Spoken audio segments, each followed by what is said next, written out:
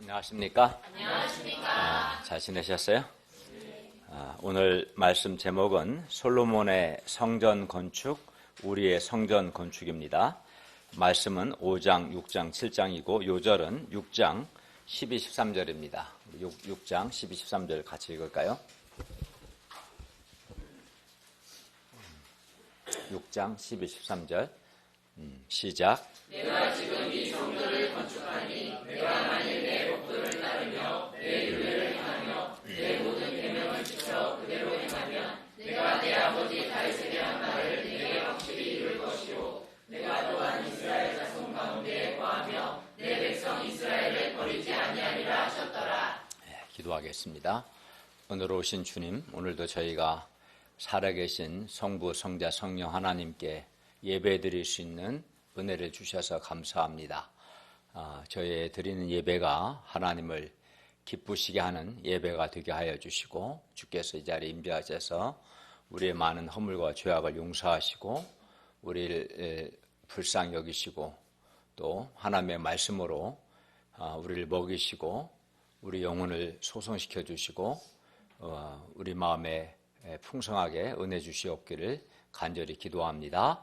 예수님의 이름으로 기도했습니다. 아멘. 오늘 우리가 보게 될 5장은 열왕기상 5장은 솔로몬이 성전을 건축하는 성전 건축을 준비하는 내용이고 6장과 7장은 솔로몬이 건축한 성전의 외부 또 내부 또 성전의 여러 기물들에 관한 내용입니다. 그러면 솔로몬이 왜 성전을 건축하려고 했고 솔로몬 당시에 그가 건축한 성전이 갖는 의미가 무엇일까요? 오늘 말씀을 통해서 오늘날 우리에게 있어서 성전 건축이 갖는 의미가 무엇인가 배울 수 있기를 기도합니다. 제1장 성전 건축 준비 5장 말씀입니다. 5장 1, 2절을 볼까요? 솔로몬이 기름 부음을 받고 그의 아버지를 이어 왕이 되었다 함을 두로왕 히람이 듣고 그의 신하들을 솔로몬에게 보냈으니 이는 히람이 평생에 그 솔로몬의 아버지 다윗을 사랑했기 때문입니다.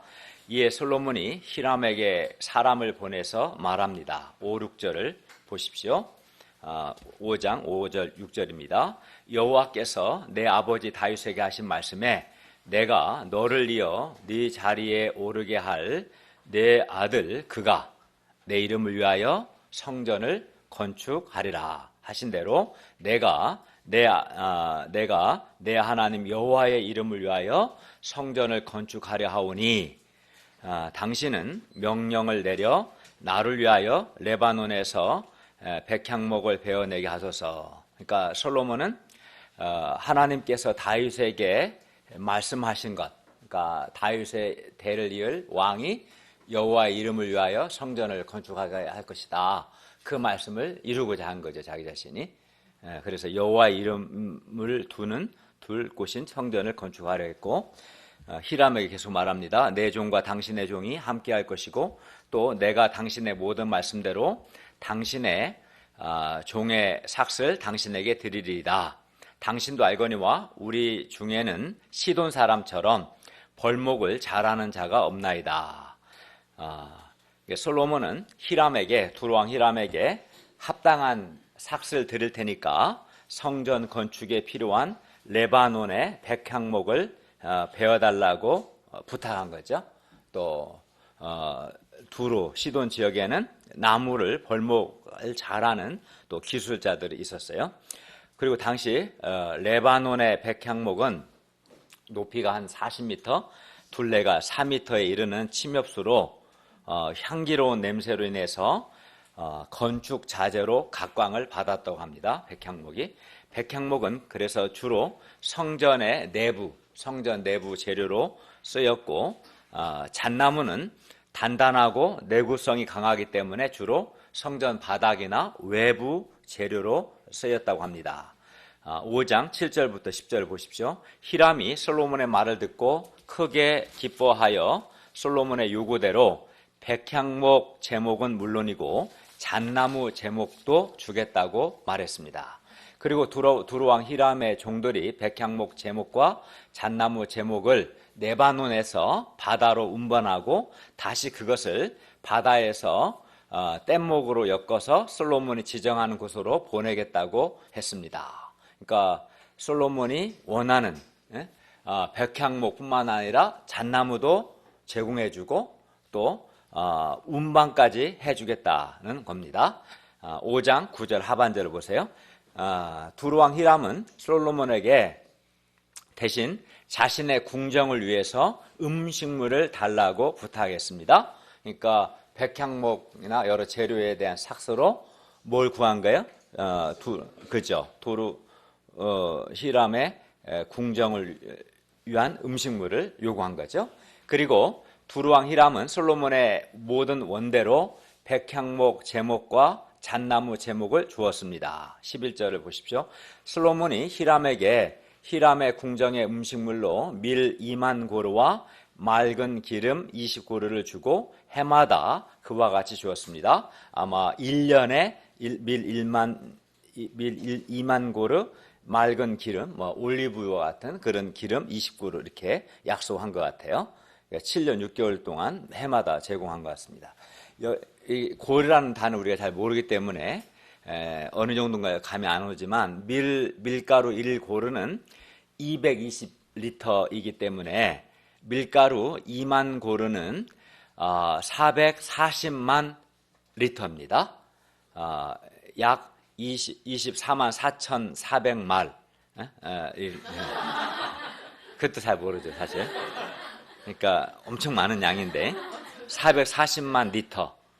440만에 40만 리터니까 어쨌든 엄청난 양의 밀가루를 제공했고 맑은 기름 그러니까 아주 좋은 올리브유를 20고루는 4,400리터라고 합니다.를 제공하기로 했어요. 12절을 보십시오. 5장 12절입니다. 여호와께서 그의 말씀대로 솔로몬에게 지혜를 주신 고로 히람과 솔로몬이 친목하여 두 사람이 함께 약조를 맺었습니다. 하나님은 그의 말씀대로 솔로몬에게 지혜를 주셨습니다. 그러니까 솔로몬은 하나님께서 그에게 주신 지혜로 히람과 약조를 맺어서 성전 건축에 필요한 재료와 일꾼들을 준비한 겁니다. 하나님께서 솔로몬에게 주신 지혜는 성전 건축에 필요한 재료와 사람들을 준비하고 이를 위해서 사람과 좋은 관계를 맺을 수 있는 그런 지혜라고 할 수 있습니다. 그러니까 지혜가 있어야 하죠. 성전을 건축한 지혜가 있으니까 성전을 건축하려면 생각해 보세요. 그냥 건축할 수 없잖아요. 재료가 있어야 하고 건축할 일꾼이 필요할 거 아니에요. 그러면 재료를 어디서 구하고 일꾼을 어떻게 조달할 건가 그걸 아는 게 지혜죠. 그리고 재료는 주로 두루에 있기 때문에 두루왕과 관계를 잘 맺고 근데 뭐 일방적으로 돌아가면 안 되지. 자기도 줘야지. 트럼프처럼 깡패처럼 하면은 아니고 너가 필요한 걸 말하라고 나는 이거 필요하다 해서 서로 계약이 성사가 된 거죠. 백향목과 잣나무 또 일꾼들을 제공해주고 두루왕 또 히람에게는 음식물이 이제 거기는 그게 부족하거든요. 그걸 주겠다 해서 약조를 맺는 이게 다 지혜고 또 이스라엘 안에서 뒤에 보겠지만 많은 사람들을 일꾼들을 준비하는 이게 다 하나님이 주신 지혜로 한 겁니다. 솔로몬 혼자서는 또 당시 이스라엘의 재료만으로는 결코 성전 건축이라는 이 큰 일을 할 수 없었습니다. 당시 이스라엘에는 성전 건축에 필요한 백향목과 잣나무가 없었고 벌목을 잘하는 아주 전문적인 벌목 일꾼도 없었습니다. 그런데 이때 솔로몬은 하나님께서 그에게 주신 지혜로 재료를 찾았고 또 히람과 관계를 잘 맺어서 성전 건축에 필요한 재료와 일꾼, 전문적인 일꾼들을 얻을 수 있었던 겁니다. 솔로몬은 또 이렇게 하나님의 성전을 건축하는 데 있어서 이스라엘 백성들만 참여시키지는 않았습니다. 이방인들, 두루 사람들까지도 참여시켰어요. 그리고 이는 성전이 만민을 위한 것임을 말해줍니다. 성전은 만민이 유대인뿐만 아니라 이방인 모든 사람이 기도하는 집이고 하나님은 이스라엘의 하나님이실 뿐만 아니라 모든 이방인들의 하나님도 되십니다. 그러므로 우리도 하나님께서 주신 지혜로 동역자들을 얻고 또 합당한 사람을 세우고 또 같이 협력하며 하나님의 일을 할 수 있기를 기도합니다. 13절부터 18절은 성전 건축에 동원된 사람들의 숫자입니다.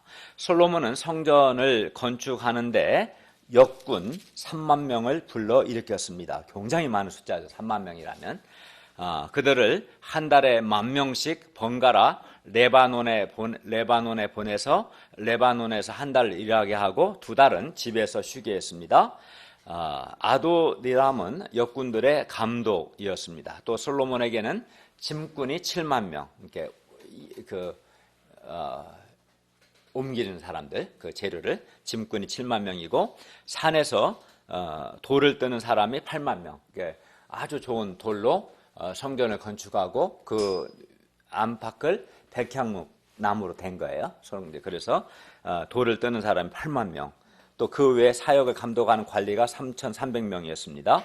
그러니까 성전 건축을 위해서 18만 3,300명, 굉장히 많은 숫자예요. 18만 3,300명이 7년 6개월 동안 일한 겁니다. 성전 건축은 이렇게 7년 6개월이라는 많은 시간과 18만 3,300명이라는 많은 인력과 또 많은 그런 재료, 거기에는 뭐 잣나무, 백향목뿐만 아니라 엄청난 양의 몇 톤 해당되는 금이 정금 요구되는 대규모, 한마디로 오늘날 말하는 국책 사업이었던 것이죠. 성전 건축은. 그러니까 굉장한 대단한 건축물인 거예요. 인간적으로도. 물론 하나님이 주신 설계도로 지었고, 제2장 솔로몬이 건축한 성전의 외부와 내부 성전 기물들 6장, 7장 말씀입니다. 6장 1절을 보십시오.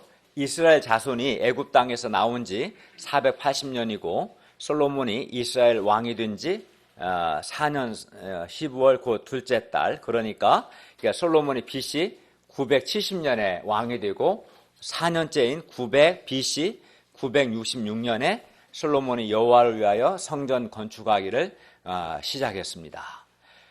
출애굽한 후 480년에 성전 건축이 시작되었는데 이는 성전 건축을 통해서 마침내 진정한 출애굽이 완성되었음을 의미합니다. 그러니까 출애굽이라는 것은 이스라엘 백성 애굽의 노예 생활했는데 애굽에서 노예 생활에서 해방돼 애굽에서 나온 것을 말하죠.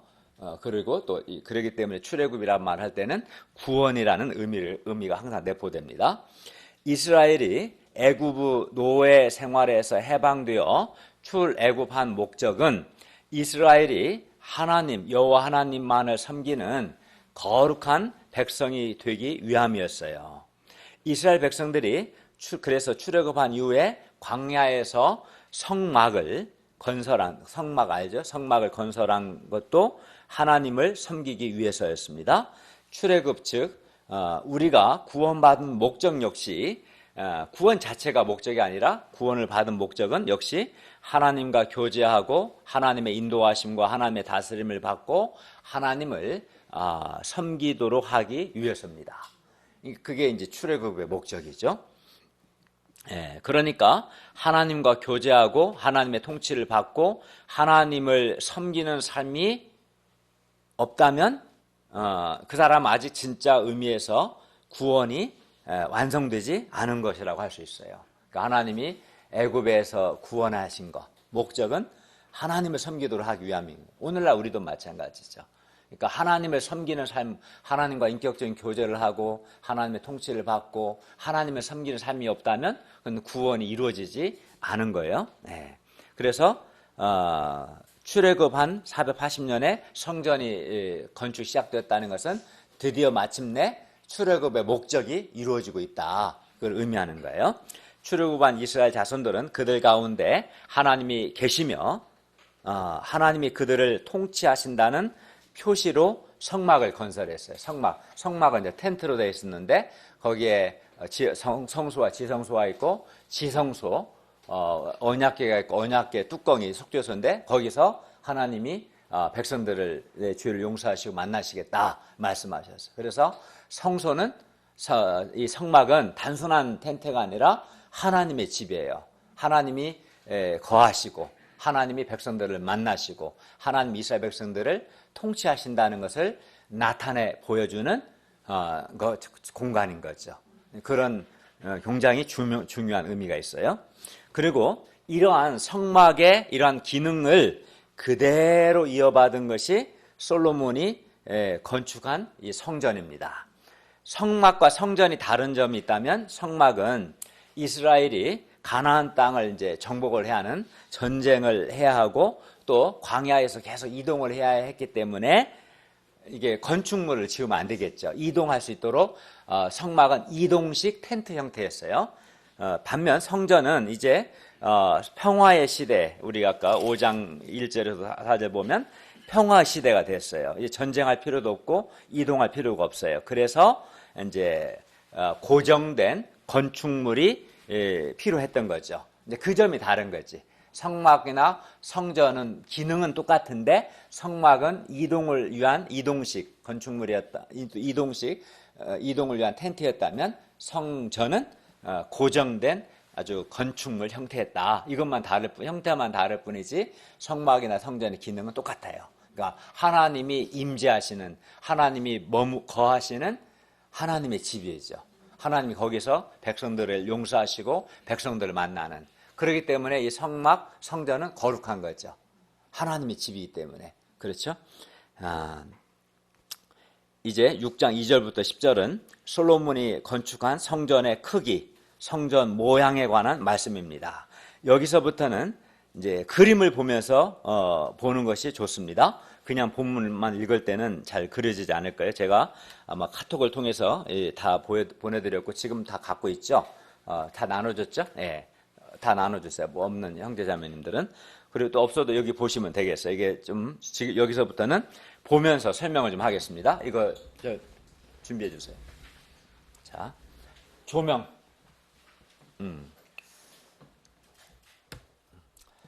좀 보입니까? 여기가 좀 가리네, 그죠? 예. 어쨌든 보시면 2, 3절을 먼저 보세요. 2, 3절을 보시면 6장 2, 3절입니다. 솔로몬 왕이 여호와를 위하여 건축한 성전은 길이가 60규빗이고 너비가 20규빗, 높이가 30규빗입니다. 이게 성전 평면도인데 여기서 여기까지가 여기서 여기까지 60규빗이라고 되어 있죠. 예. 그리고 너비가 여기서 여기까지 20규빗, 그리고 높이가 30규빗입니다. 그런데 규빗은 팔꿈치, 여기 팔꿈치에서 손 끝까지 길이기 때문에 보통 45cm에서 한 50cm가 1규빗입니다. 한 규빗을 그냥 편의상 우리가 50cm로 잡으면 성전은 여기서 여기까지가 몇 규빗이에요? 60규빗이니까 30m 정도 되겠죠. 그죠? 예, 높이는 30규빗이니까 15m. 상당히 높은 거예요. 이 3층 건물 거의 되지 않을까요? 그렇죠. 3층 건물이 좀 더 높을 것 같아요. 3층 건물보다 더 높을 수 있어요. 우리가 여기까지가 한 3m 정도 넘지는 않는 것 같아요. 우리가 키가 한 1m 한 6, 70에서 세 사람 넘어가 버리잖아요. 한 층 한 3m 잡으면 15m니까 뭐 어쨌든 상당히 3, 4층 정도 되는 높이입니다. 예.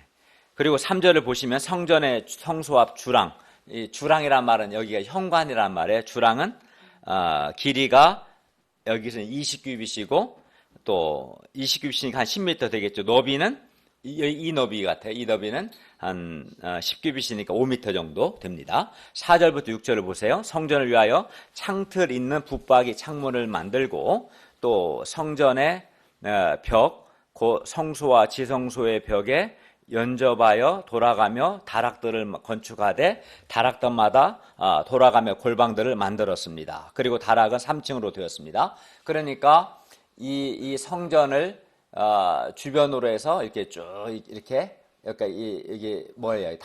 다락을 만들고 각 다락 안에 골방을 만들었죠. 이게 이제 성전은 아까 창틀 있는 붙박이 창문이 열고 닫을 수는 없지만 이게 붙박이 창문을 쭉 만드는 거예요. 성전에 만들었고, 그리고 3계층이라고 돼 있죠. 그러니까 여기 보면 이건 이제 단면도거든요. 이게 딱 옆에서 잘라보면은 이게 성전이 있으면 성전 주위로 다락을 있는데 다락 안에 방이 있는데 다락이 3계층, 1층, 2층, 3층.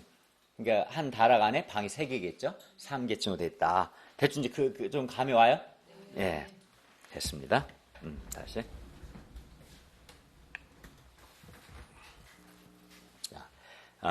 이제 6장 11절부터 13절을 보십시오.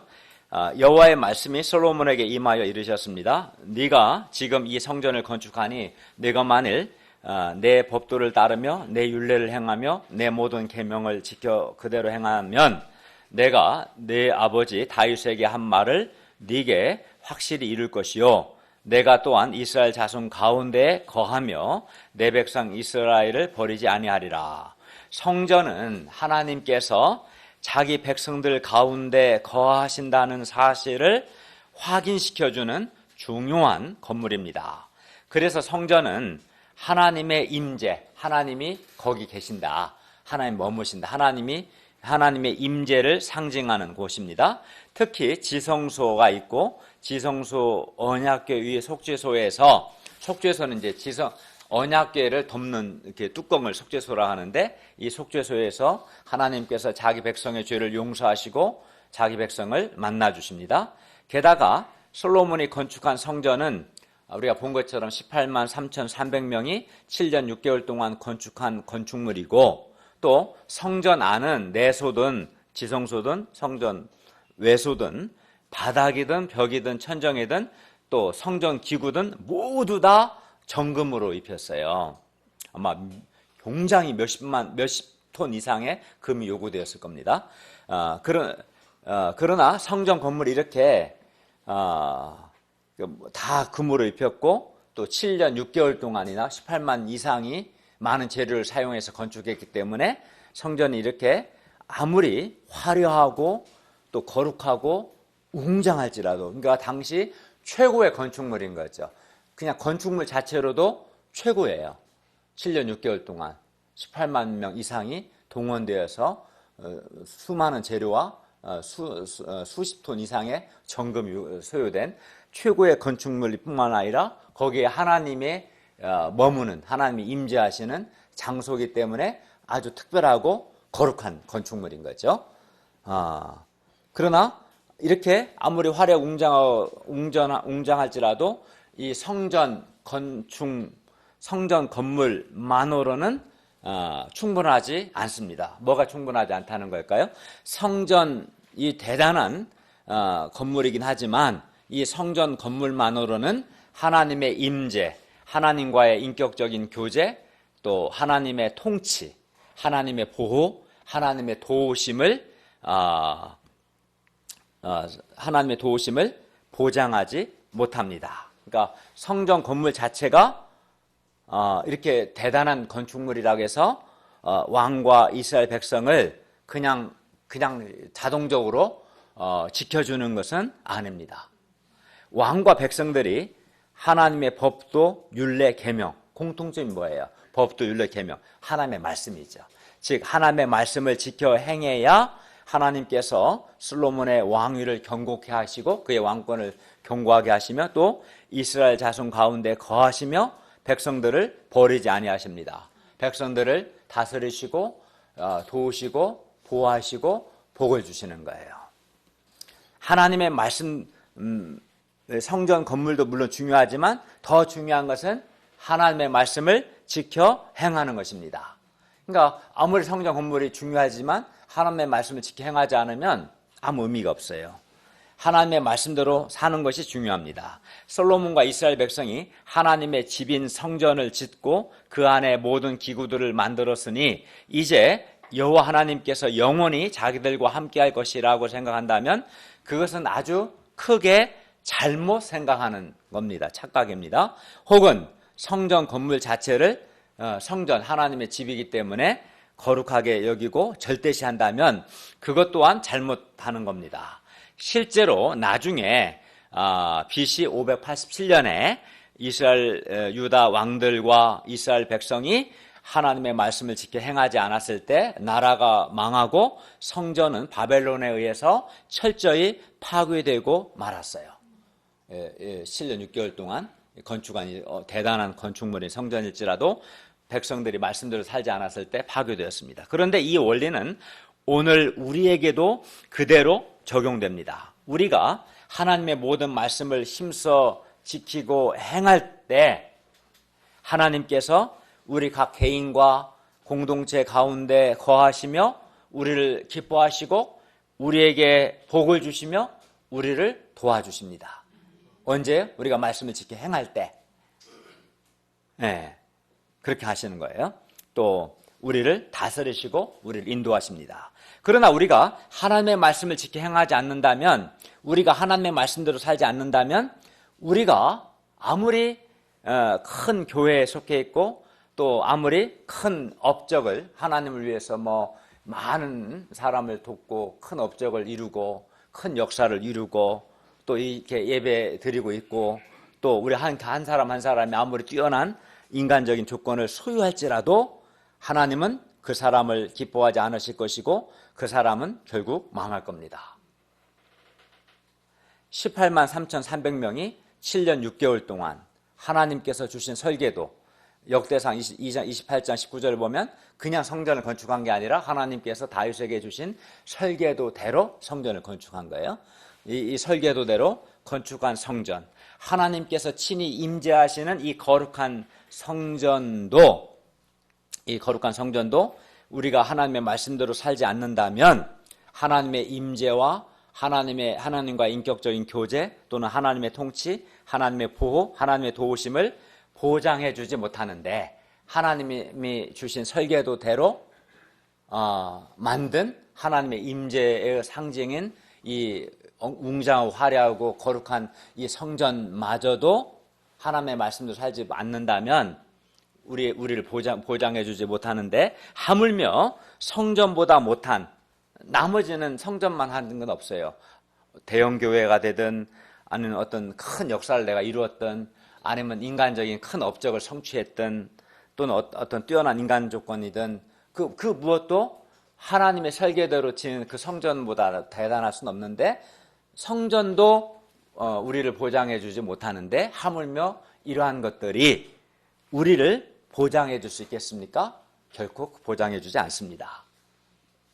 내가 하나님의 말씀대로 살지 않는다면 내가 속한 교회 공동체, 내가 이룬 업적, 나의 뛰어난 인간적인 조건, 그 무엇도, 내가 지금까지 성취한 수고한 모든 노력들, 그 무엇도 나를 하나님과 나의 인격적인 관계, 하나님의 통치, 하나님의 다스리심, 하나님의 축복, 하나님의 은총을 보장해 주지는 못합니다. 그렇기 때문에 우리가 하나님의 말씀을 지켜 행하는 것이 여전히 건물로 된 성전을 건축하는 것보다, 아니면 오늘날 우리가 하나님을 위하여 한다는 그 많은 업적들, 그 많은 역사들보다도 사실은 더 중요한 겁니다. 내가 하나님을 위해서 성전을 건축하면, 하나님을 위해서 많은 제자를 세우면, 하나님을 위해서 큰 교회를 세우고 하나님을 위해서 헌금을 많이 하고 하나님을 위해서 뭔가 큰 업적을 이루고 뛰어난 인간적인 조건을 갖추면 안전하지 않을까, 잘 되지 않을까, 형통하지 않을까 생각할 수 있는데 결코 그렇지 않습니다. 하나님의 말씀을 지켜 행하지 않는다면 그 어떤 것도 우리를 보장해 주지 못합니다. 그래서 우리가 하나님의 말씀, 우선 아까 우리 예배 드릴 때 읽었던 십계명 말씀부터, 십계명 말씀이 중요하죠. 십계명 말씀부터 시작해서 말씀을 지켜 행하는 것이 그 무엇보다도 가장 중요합니다. 네, 십계명 말씀 명확하잖아요. 그 외에도 우리가 지켜야 할 말씀이 많지만, 이제 6장 14절부터 36절은 성전 내부의 모습입니다. 이제 봅시다. 또 조교가 빨리빨리 움직여야 돼요. 자,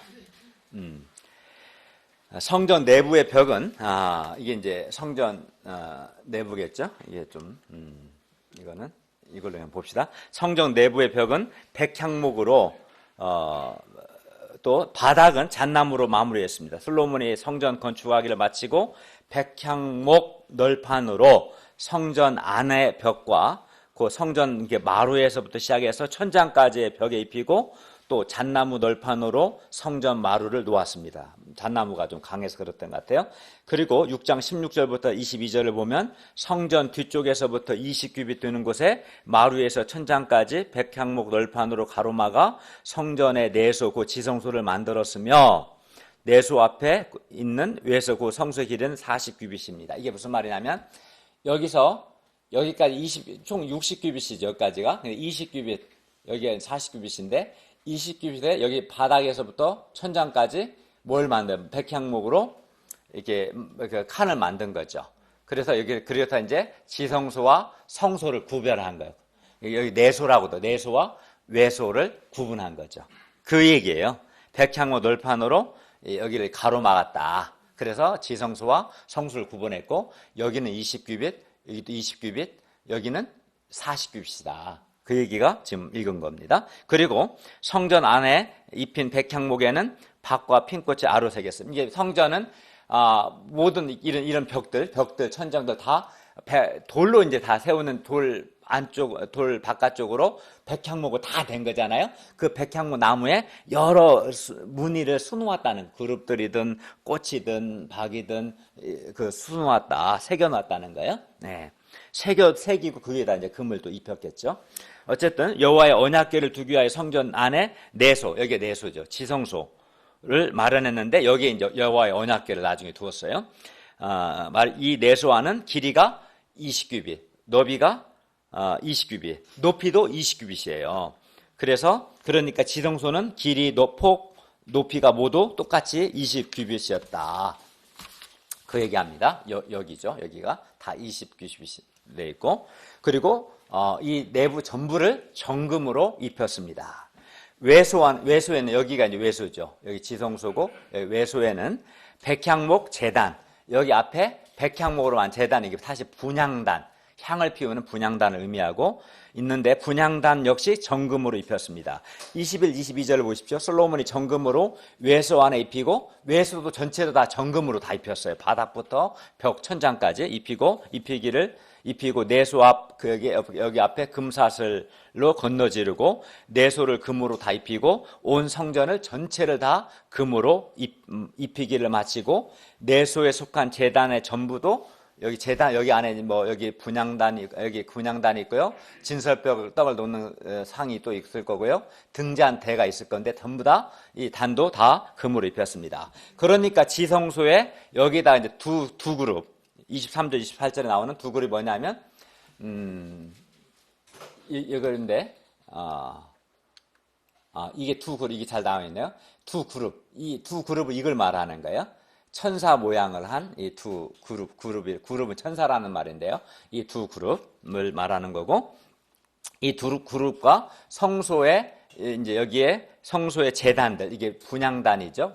분향단, 그리고 성전 바닥, 그리고 성전 이 벽들 포함한 내소와 지성소와 외소 전체를 다 이게 이제 금으로 입혀서 그런 이 색깔로 한 거예요. 여기에 이제 분향단이 있고요. 여기에 진설병 떡을 놓는 그 금상이고, 여기 5개, 여기 5개 등잔대가 있고, 여기 안에는 분향단이 있고, 나중에 이제 언약궤를 여기다 안치시킵니다. 여기가 지성소고, 여기가 성소. 여기 높이가 차이가 나는 게 여기는 20규빗이고, 여기는 더 높죠. 네, 30규빗이니까 차이가 나는 겁니다. 그래서 성전을 황금의 집이라고 불러요. 전체가 다 정금으로 입혔기 때문에.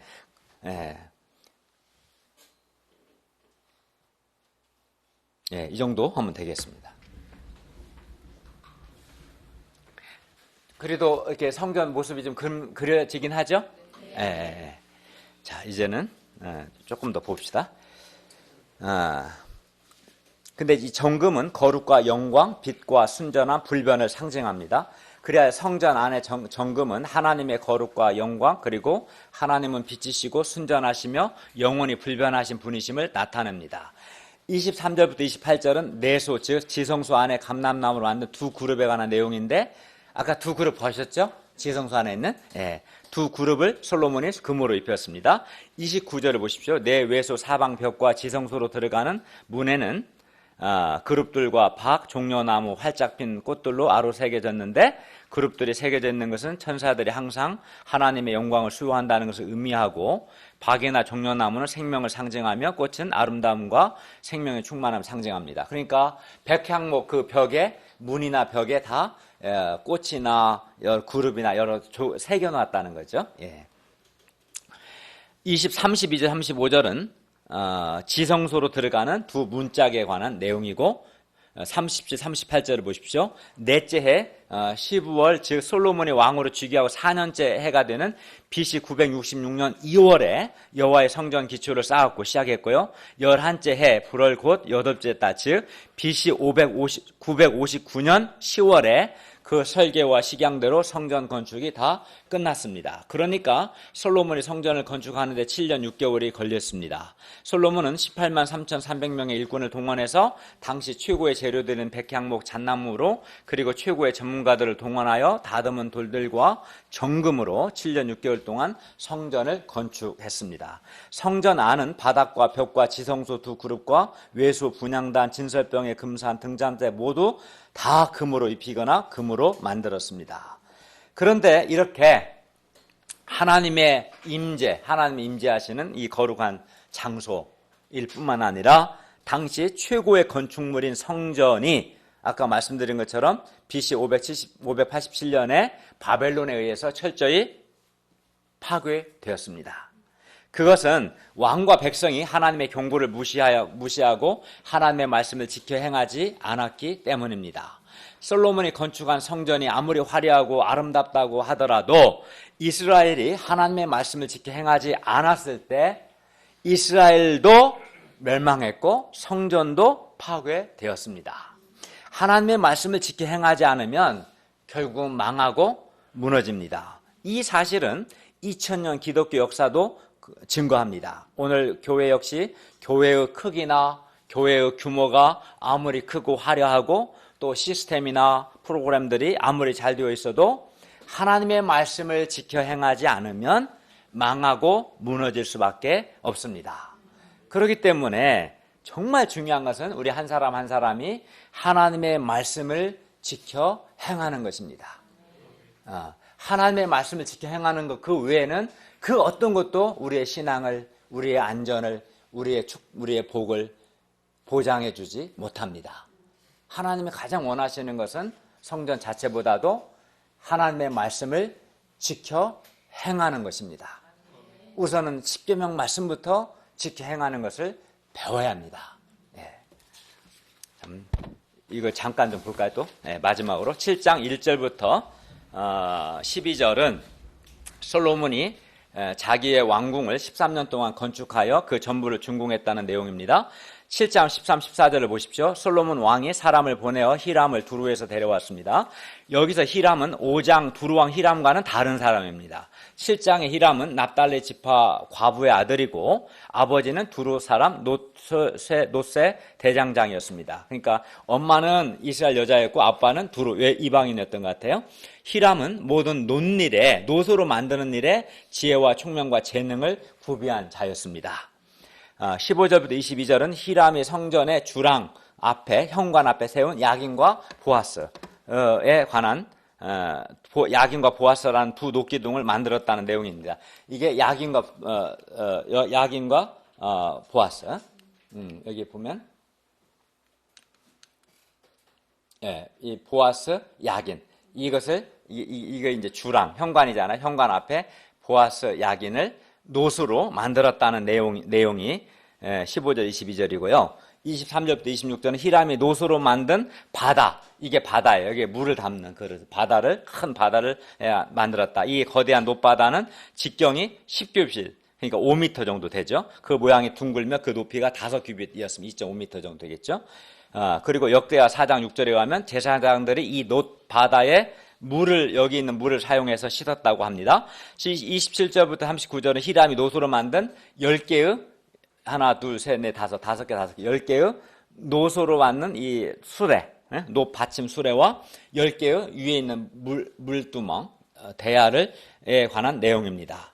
또 40에 48절 히람은 또 성전 뜰에서 사용하는 물두멍과 부삽, 또 대접들, 성전 기구들을 만들었습니다. 왜냐하면 이제 제사를 드려야 하니까 여기에 사용하는 여러 이렇게 노수로 만든 물건들을 만들었어요. 그리고 48절에서 50절은 솔로몬이 성전 외소에서 사용되는 금 제단과 아까 우리가 본 여기죠.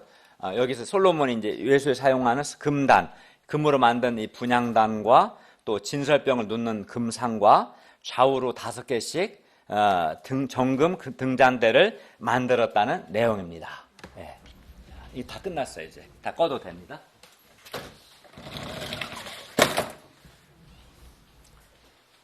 좀 정신 없었지만 설명은 됐습니까? 네. 그냥 본문만 이렇게 어려운데 좀 보니까 좀 그래도 감이 오죠? 이렇게 생겼구나. 그런 거 알면 돼요. 네. 자, 이제 결론을 보고자 합니다. 하나님은 처음에 이제 첫사람 아담을 지으시고, 인류를 지으시고, 그들 안에, 사람들 안에 거하시고, 그들과 교제하려고 했었어요. 그들과 인격적인 관계를 맺기를 원했던 거죠. 이를 위해서 하나님은 사람을 다른 짐승이나 동물이나 다른 피조물과는 달리 하나님의 형상을 따라 창조하시고, 더운가 보다. 조금 에어컨 틀어도 좋을 것 같아요. 하나님의 형상을 따라 창조하시고 첫사람 아담에게 성령을 주셨어요. 왜냐하면 사람이 하나님과 인격적인 교제를 하려면 하나님의 형상을 따라 지음받아야 하고 사람 안에 성령 하나님이 되셔야 그 성령 하나님 안에서 삼위 하나님과 인격적인 교제가 가능하거든요. 물론 이때의 성령의 내주는 임시적인 내주였습니다. 그러나 인류는 하나님께, 우리가 창세기 3장에서 배운 것처럼 하나님께 범죄했고 그 결과 하나님으로부터 분리되었습니다. 저주받았어요. 물론 성령의 내주도 거두어졌습니다. 그런데 하나님께서 이스라엘과 언약을 맺으시고 다시 그들 중에, 백성들 가운데 거하고자 하신 거예요. 그들 가운데 거하셔서 그들과 인격적인 교제를 하시고 그들의 죄를 용서하시고 그들을 다스리시고 그들을 보호하시고 그들을 인도하시고 그들에게 복을 주고 싶으셨던 거예요. 하나님이. 그래서 그들 가운데 거하고자 하신 거고, 그리고 그들 중에 거하기 위해서 이를 위해 뭐 하셨냐면 하나님께서 거하실 처소가 필요할 거예요. 공간이. 그것이 바로 성막인데 하나님이 그들 백성들 가운데 거하시기 위해서 성막을 짓게 하셨어요. 아까 성막은 이동식 텐트 형태라고 했어요.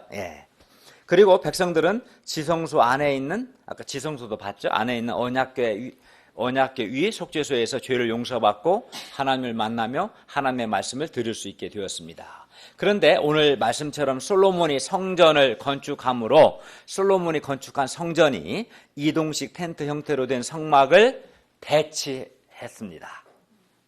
그러니까 이스라엘이 출애굽하고 하나님의 명령을 따라서 광야에서 성막을 만든 후부터는 하나님께서 성막을 통해서, 텐트 형태된 성막을 통해서 백성들 가운데 계시며 백성들을 통치하셨다면, 솔로몬이 오늘 우리가 본 것처럼 성전을 건축한 후부터는 성전을 통해서 하나님께서 백성들 가운데 계시며 백성들을 다스리신 겁니다.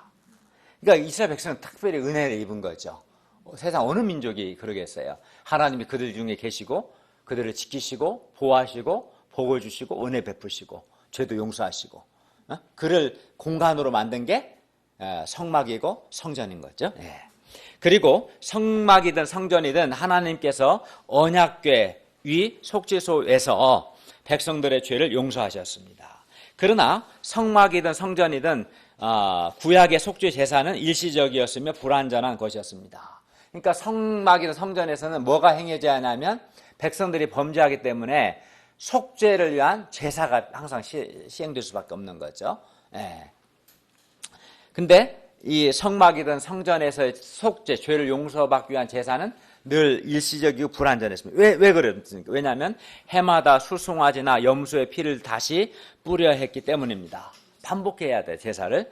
그러나 우리 신자들은 우리의 영원한 대제사장 되신 예수 그리스도로 말미암아 완전하고 영원한 속죄를 죄 용서를 받게 되었어요. 완전한 죄 용서를 받게 되었어요. 영원한, 완전하고도 영원한 죄 용서를 받았습니다. 예수님께서 십자가에서 거룩하고 흠없는 자신의 피로, 수송아지나 염소의 피가 아니라 예수님 자신의 피로 단번에, 단 한 번에 영원한 속죄 제사를 드렸어요. 반복할 필요가 없어요. 그래서 그래야 이제 더 이상 수송아지나 염소의 피를 뿌릴 필요가 없게 되었습니다. 그러므로 누구든지 예수님을 믿을 때 죄를 용서받고 하나님의 자녀가 됩니다. 그러므로 이제 예수님의 십자가가 우리의 죄를 속하는 속죄소, 지성소, 그 속죄소가 된 거예요. 예수님의 십자가가. 하나님께서 이제는 예수님의 십자가라는 속죄소에서 우리의 죄를 용서하시고 우리를 만나주시고 우리와 인격적인 교제를 하시고 우리에게 말씀하십니다. 그러므로 이제 누가 성전이 된 거예요? 예수님께서 성전이 되신 거예요. 예수님께서. 성전의 기능을 예수님 성취하셨으니까 예수님 자신도 요한복음 2장 21절에서 예수님 자신이 이제 새 성전이라고 말씀하셨어요. 예수님 내가 성전이다 말씀하셨어요. 건물 성전 시대는 예수님의 십자가의 죽으심과 부활로 말미암아 종식되어 끝났고 예수님 자신이 새로운 성전이 되셨습니다. 그러니까 구약의 성막이나 구약의 성전은 진짜 참된 성전 되신 예수님의 그림자였던 거예요. 그러니까 예수님이 오시기 전까지 임시적으로 필요했던 거예요. 성막과 성전은. 왜냐하면 오시기 전에 그래도 어쨌든 하나님이 백성들 중에 계시고 그들의 죄를 용서하시고 그들을 다스리시고 그들을 만나주시고 해야지 하니까. 근데 예수님 자신이 하나님이시고 예수님 자신이 직접 백성들 가운데 아예 오셨잖아요. 사람으로 태어나 오셨고 죄를 용서하시고. 그래서 예수님이 이제는 구약의 성전과 성막은 임시적인 거였고 그림자였고 예수님이 참된 성전이시다. 이게 아주 중요합니다. 예수님은 십자가에서 우리 죄를 위한 대속의 대신 죽음을 죽으시고 사흘 만에 부활하심을 통해서 옛 성전의 여러 기능들, 죄 용서나 하나님과 인격적인 관계나 그 옛 성전의 여러 기능들을 성취하시고 단순한 성취가 아닙니다. 능가하셨어요. 옛 성전의 기능보다 더 뛰어나다는 거고 그리고 옛 성전을 옛 기능을 옛 성전 자체를 대치하셨어요. 대신하셨다. 그러니까 성취하시고 능가하시고 대체하셨어요. 그러므로 누구든지 예수님을 믿으면 옛 성전을 통해서 얻었던 죄 용서, 구원, 생명 또는 하나님과의 관계 회복, 하나님과 교제 등을 새 성전 되신 예수님 안에서 얻게 되는 거죠. 그리고 그것도 더 풍성하게 누리게 되는 거죠. 옛 성전에서 누릴 수 있었던 것보다 더 풍성하게 새 성전 되신 예수님 안에서 누리게 되었습니다. 그러므로 이제 건물 성전은 더 이상 존재하지도 않을 뿐만 아니라 존재할 필요도 없습니다. 그러니까 어떤 사람이 성전 건축을 위해서 건축 헌금을 내라 이렇게 말하면 그 말은 맞는 말일까요? 틀린 말일까요? 그죠? 이제는 건물은 성전일 수가 없어요. 그냥 교회 예배드릴 공간이 필요하니까 교회 건축을 위해서 헌금 좀 하십시오. 이 말은 맞아요. 해야죠. 자기는 하나도 안 하고 남들이 한 공간을 이용만 하면 되겠습니까? 같이 참여해야지. 동아리 생각해보세요, 여러분. 상식적으로 자기가 동아리만 참석해도 동아리 회비를 냅니다. 동아리가 유지되기 위해서. 근데 적어도 신자가 하나님의 백성이 11조도 안 하고 그 하나님의 교회를 유지하기 필요한 물질도 안 드리고 그러면 되겠나 상식적으로. 그럼 어떻게 유지가 되겠습니까? 그죠? 당연히 내야겠죠. 근데 그건 그렇더라도 그따위에서 건물이 성전이다 이렇게 말하면 안 되는 거죠. 건물 성전은 이미 파괴됐고 필요 없어요. 예수님만이 성전이 되는 겁니다. 따라서 우리의 신앙생활은 새로운 성전 되신 예수님과의 인격적인 사귐, 인격적인 관계 안에서 이제 이루어져야 합니다. 우리는 이제 새 성전 되신 예수님 안에서 풍성한 죄 사함의 은혜를 누리고 하나님이 주시는 구원과 생명을 얻습니다. 새 성전 되신 예수님 안에서 하나님과 만나고 하나님과 바른 관계를 회복하시고 유지할 수 있습니다.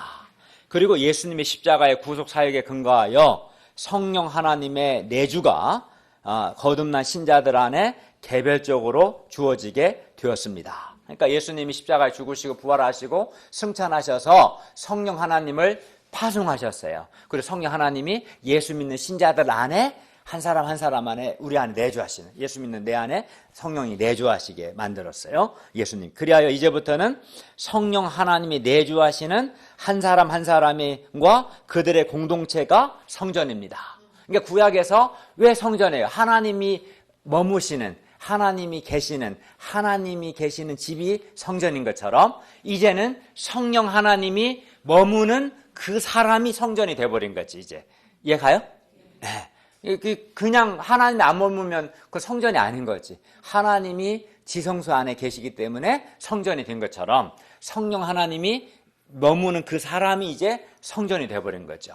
예수님이 참 성전이시고 예수님이 파송하신 성령님이 머무는 그 사람이 성전이 된 겁니다. 그래서 과거에는 건물이 성전이었으나 이제는 예수님이 참된 새 성전이시고 성령 하나님이 거하시는 한 사람 한 사람도 성전이 되고 또 그들의 사람 성전들의 공동체도 성전이 된 겁니다. 그죠?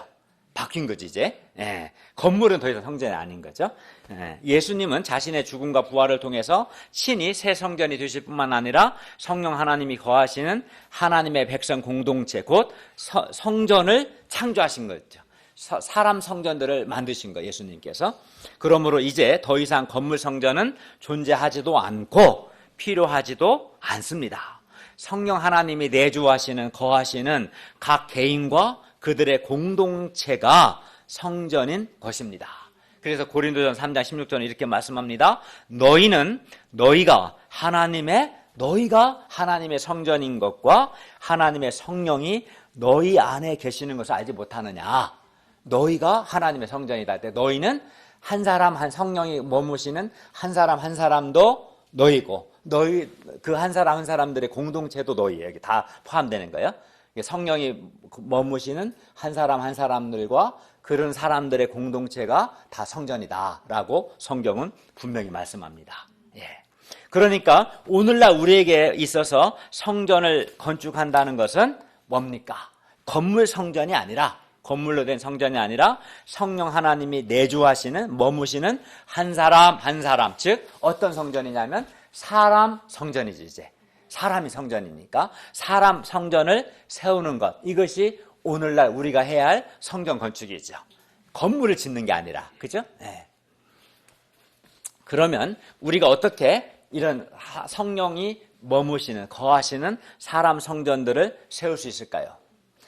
먼저는 우리가 참된 성전 되신 예수님을 믿음으로 우리가 먼저 성령 하나님이 내주하시는 성전이 돼야 내가 먼저 예수님을 믿으면 성전이 되고 사람 성전이 되고 다음으로 우리가 예수 그리스도의 십자가의 죽으심과 부활의 복음을 전해야 합니다. 그리하여 어떤 사람이 우리가 전하는 예수 그리스도의 복음을 받아들이면 그 사람은 참된 성전 되신 예수님 안에서 죄를 용서받고 하나님의 구원을 풍성하게 누리며 또 하나님의 자녀가 되고 그 사람도 성령 하나님이 거하시는 성전이 되는 것입니다. 솔로몬은 하나님을 사랑해서 그리고 하나님께서 주신 지혜로 최고의 재료와 최고의 전문가들을 동원하고 그리고 많은 물질과 많은 사람들과 많은 시간을 들여서 성전 건물을 건축했다면 우리는 성령 하나님이 내주하시는 사람 성전 한 사람 한 사람 사람 성전을 세우는 일에 하나님을 사랑하는 마음으로 우리가 할 수 있는 최고의 헌신을 해야 합니다. 사람 성전을 세우는 일은 세상의 그 어떤 일보다도 가장 가치 있고 귀한 일입니다. 왜냐하면 한 사람을 구원해야 돼. 일단은 구원하고 또 성령 하나님이 거하시는 성전으로 세우는 일이기 때문입니다. 우리가 캠퍼스와 가정과 직장에서 예수 그리스도의 복음을 전하는 것은 사실 성령 하나님이 거하시는 사람 성전을 세우는 굉장히 의미 있고 가치 있고 귀한 일인 거예요. 단순히 복음 전하는 정도가 아니라 사람 성전을 세우는 일을 우리가 하고 있는 하나님이 가장 기뻐하시는 그런 일을 하고 있는 거죠. 그러므로 우리도 솔로몬처럼 하나님을 사랑하는 마음으로 하나님께서 주신 지혜로 사람 성전을 세우는 일에 헌신할 수 있기를 기도합니다. 결론입니다. 솔로몬이 하나님께 대한 사랑과 최고의 헌신을 다해서 성전을 건축했다면 우리는 먼저는 참된 성전 되신 예수님을 믿음으로 우리 한 사람 한 사람이 참된 성전 되신 예수님 안에서 죄를 용서받고 구원의 풍성함을 누리고 생명도 누리고 또 하나님과 인격적인 관계도 맺고 또 성령 하나님이 내주하시는 내가 먼저 사람 성전이 되어서 성령 하나님의 도우심과 인도하심을 받고, 그죠? 내가 참된 성전 되신 예수님을 믿으면 이러한 놀라운 은혜들이 주어지는 거지. 성령 하나님이 내주하시는 사람 성전이 되어서 내주하신 성령님의 도우심과 인도하심을 받는 게 되는 거죠. 그죠? 이것만으로도 대단한데, 다음으로 우리가 예수님의 죽으심과 부활의 복음을 전함으로 사람 성전들을 세우는 일에 헌신할 수 있기를 기도합니다. 그리고 이 과정에서 가장 중요한 게 뭡니까? 하나님의 말씀을 지켜 행하는 거. 이게 전제되지 않으면 다른 아무리 많은 수고를 하고 많은 헌신을 해도 그건 아무 의미가 없어요. 솔로몬이 그렇게 18만 3,300명을 동원하고 7년 6개월 동안 그 많은 엄청난 최고의 재료를 다 동원했어도 말씀을 지켜 행하지 않았을 때 그건 아무 의미가 없었던 것처럼 우리의 사람 성전을 세우는 일을 포함하여 우리의 삶의 가장 핵심은 우리 한 사람 한 사람이 하나님의 말씀을 지켜 행하는 것입니다. 이 일에 우리가 또 힘쓸 수 있기를 기도합니다. 기도하겠습니다. 은혜로우신 주님, 오늘 말씀을 통해서 솔로몬이 성전을 건축한 것의 의미를 배우게 하시고 오늘날 우리에게서 성전 건축이 뭔가를 가르쳐 주셔서 감사합니다. 우리가 먼저 참된 성전 되신 예수님을 믿음으로 예수님 주시는 죄의 용서와 은혜와 생명을 또 긍휼을 풍성히 누리고 우리가 성령님이 거하신 사람 성전이 되어서 성령 하나님의 인도하심과 도우심을 받게 하시고 더 나아가 예수 그리스도의 십자가의 죽으심과 부활의 복음을 전함으로 사람 성전 한 사람 한 사람을 세우는 일에 힘쓸 수 있도록 도와주시옵소서. 예수님의 이름으로 기도하였습니다. 아멘.